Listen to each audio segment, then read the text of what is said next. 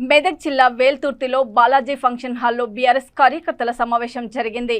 ఈ కార్యక్రమంలో మాసాయిపేట వేల్తుర్తి మండలాలకు చెందిన కార్యకర్తలతో పాటు పలువురు నాయకులు పాల్గొన్నారు।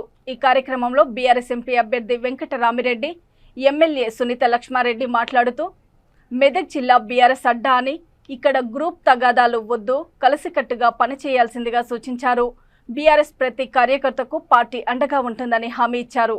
మన మెదక్ డిస్టిక్ నర్సాపూర్ సిద్దిపేట ఈ యొక్క కాన్ఫరెన్స్ మొత్తం ఆయనకు అవగాహన ఉంది కాబట్టి ఆ యొక్క అభ్యర్థిని శ్రీ వెంకటరామరెడ్డి గారిని గెలిపించాలని కోరుకుంటూ ఈ అవకాశం ఇచ్చే పెద్దలందరికీ నాయకత్వం జై తెలంగాణ। ఏఎంసీ మాజీ చైర్మన్ కోదండ కృష్ణ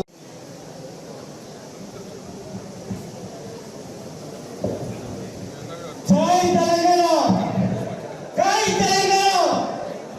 గౌరవనీయులు ముఖ్యులు మన ఎమ్మెల్యే సుందరెడ్డి గారికి మరియు అభ్యర్థి వెంకటరామరెడ్డి గారికి మరి సభను అలంకరించిన పెద్దలందరికీ నాయక నమస్కారం।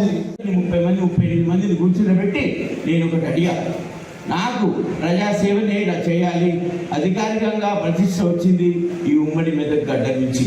మరి అధికారిగా దేశంలోనే మంచి ఐఏఎస్ ఆఫీసర్గా ప్రతిష్ట వచ్చినప్పుడు ఎంపీగా కూడా నేను చనిపోయిన తర్వాత ఈ నేల గడ్డ మీద చనిపోయిన తర్వాత పలానా పార్లమెంట్ సభ్యుడు ఉంటే పలానా వెంకటరామరెడ్డి ఎంపీగా ఉంటే మరి ఆయన నిజాయితీగా పనిచేసిండు, ప్రజల కొరకు పనిచేసిండు। ఆ ట్రస్ట్ కార్యక్రమాలు 50 సంవత్సరాలు ప్రజల గుండెల్లో ఉండాలనే కోరిక తప్పితే నాకు ఇంకేమి లేకుండా రాజకీయాలకు వస్తున్నానని మీ అందరికీ కూడా హామీ ఇస్తా ఉన్నా। నాకు నేను పోటీ పరీక్షలు రాసి ఇవాళ విద్యావంతులైనా కలెక్టర్నైనా మరి గ్రామీణ కుటుంబాలలో పేద కుటుంబాలలో మారుమూల పల్లెలలో మనకు ఎంతోమంది ప్రతిభ గల విద్యార్థులు ఉన్నారు।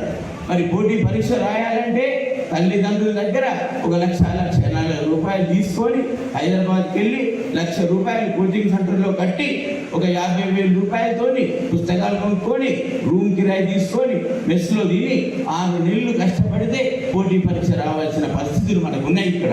మరి అలా 1,50,000 రూపాయలు ఖర్చు చేయని పేద కుటుంబాలను తల్లిదండ్రులను అడగగా మన విద్యార్థులు సతమతమై ఆ 2 సంవత్సరాలు 3 సంవత్సరాలు డిగ్రీ తర్వాత ఇంట్లో ఉండి ఎటు పనికి రాకుండా పోయి 3-4 సంవత్సరాల తర్వాత ఏమి చేయలేని దిగ్గు చేయలేని పరిస్థితులు ఉండి వాళ్ళ జీవితాలు కూడా కరెక్ట్గా ప్రయాణం చేయట్లేదు।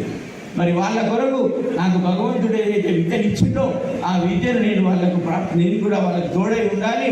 అందుకొరకే నేను ఒక